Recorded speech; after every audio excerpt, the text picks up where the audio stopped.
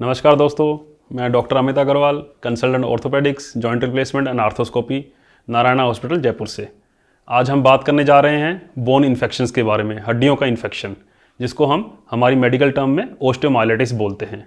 अब ये bone infection होता क्या है, कैसे डायग्नोस करना है, क्या ट्रीटमेंट है, इसके बारे में बात करेंगे। बोन इन्फेक्शन मतलब हड्डियों का इन्फेक्शन है। किस तरह से हो सकता है? ये हमारे ब्लड में मान लो कोई इन्फेक्शन है, लंग्स में कोई इन्फेक्शन है, पेट में कोई इन्फेक्शन है, वो वहाँ से ट्रैवल करके हड्डियों में जा सकता है। या फिर कोई डायरेक्ट हमें चोट लगी हो, बाहर से कोई कीटाणु या जर्म्स सीधे बोन के अंदर चले जाएं, उसकी वजह से हड्डियों का इन्फेक्शन हो सकता है। आमतौर पे हड्डियों का इन्फेक्शन इतनी जल्दी नहीं होता है। इनके होने के कारण क्या हो सकता है? या तो किसी पेशेंट की इम्यूनिटी बहुत डाउन हो, जैसे किसी को मान लो HIV है या कोई ऐसी बीमारी है जिसकी वजह से इम्यूनिटी डाउन हो रही है, या फिर डायबिटीज़ है, डायबिटीज़ वाले पेशेंट्स में ओस्टियोमाइलिटिस या हड्डियों का इन्फेक्शन होने का खतरा ज़्यादा है। या फिर कोई ऐसी दवाओं पे है पेशेंट, कैंसर की दवाइयाँ हैं या कोई ऐसी दवाइयाँ हैं जिसकी वजह से उसकी इम्यूनिटी डाउन हो रही है, तो उन पेशेंट्स में पर्टिकुलरली इन्फेक्शन का खतरा ज़्यादा रहता है आम पब्लिक के अगेंस्ट में। अब ये हम मालूम कैसे करेंगे कि बोन का इन्फेक्शन हो गया है? पेशेंट कैसे प्रेजेंट करेगा हमारे पास?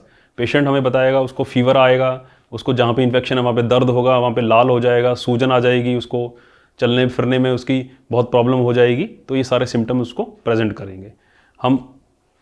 अगर आप लोगों को ये सारे सिम्टम्स रहते हैं तो जल्दी से अपने डॉक्टर को आप दिखाएं। अब डॉक्टर इसको डायग्नोस कैसे करेंगे और ट्रीटमेंट कैसे करेंगे इसका? हमें डायग्नोसिस करने के लिए ब्लड टेस्ट करने पड़ते हैं। उस पर्टिकुलर उस जहाँ पे दर्द हो रहा है, जहाँ पे सूजन है, उस हिस्से का हमें एक्सरे, CT स्कैन और MRI हम निकालते हैं, जिससे हमें मालूम चलता है कि हड्डी में इन्फेक्शन है या नहीं है। अगर मान लो हड्डी में इन्फेक्शन निकलता है तो उसके इलाज के लिए सबसे पहले एंटीबायोटिक्स हमें देनी पड़ती हैं इन्फेक्शन को कंट्रोल करने के लिए। उसको दर्द कम करने के लिए पेन किलर्स देनी पड़ती हैं, बाकी और मल्टीविटामिन्स वगैरह साथ में और मेडिसिन हमें देनी पड़ती हैं।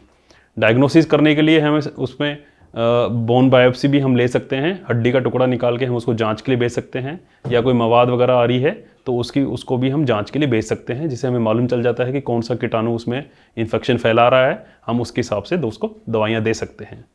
अब ये इससे बचा कैसे जा सकता है? सबसे पहले हमें अपनी इम्यूनिटी पे ध्यान देना है, या कोई भी ऐसी बीमारी है जो हमारी इम्यूनिटी डाउन कर रही है उसकी तरफ हमें ध्यान देना है और डॉक्टर से सलाह लेनी है।